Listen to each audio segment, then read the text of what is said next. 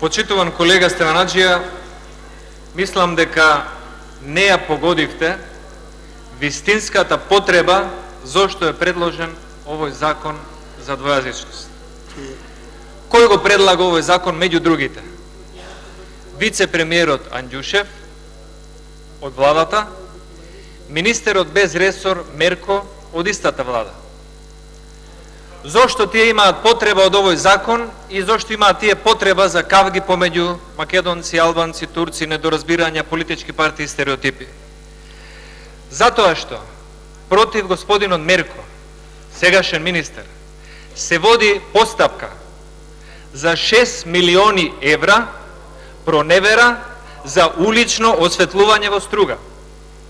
Наменски формирана фирма City Light, која што во моментот кога конкурира на тендерот во Струга, не ги исполнува ниту еден од условите да конкурира за тендер за осветлување.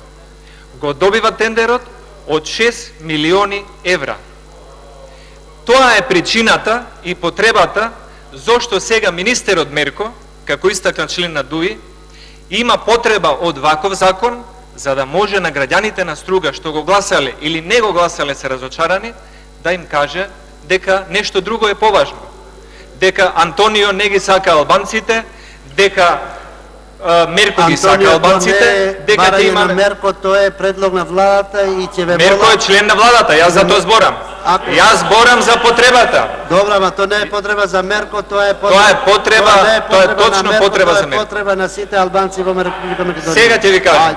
Потребата на сите албанци, според истражувањето на ИРИ, на највисоко место стои членство во евроатлантските организации и второ стои вработување и нови работни места. Но ќе ви кажам, господинот Рамис Мерко е осомничен и за внесување на 600.000 евра во кеш во актовка од Република Албанија преку граничен премин во Македонија, потоа инвестирани во неговиот факултет.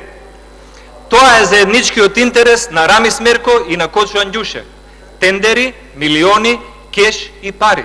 Не е потребата на албанецот, на македонецот, на турчинот или на ромот кој што живее во Струга и има потреба од нова фабрика, од средена депонија, од подобар живот, од подобро здравство. Овој неуставен закон е внесен тука за да расшири магла.